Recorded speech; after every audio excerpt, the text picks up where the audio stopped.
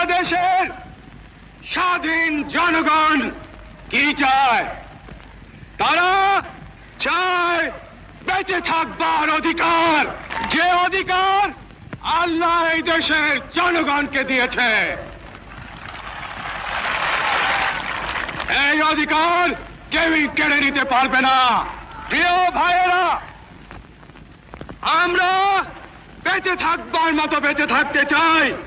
আমরা চাই শান্তি, যাতে আমাদের দেশের সর্ব জায়গায় সব লোক শান্তিতে বসবাস করতে পারে, শান্তিতে কাজকর্ম করতে পারে, শান্তিতে ব্যবসা বাণিজ্য করতে পারে, শান্তিতে রাত্রেবেলা নিদ্রা যেতে পারে।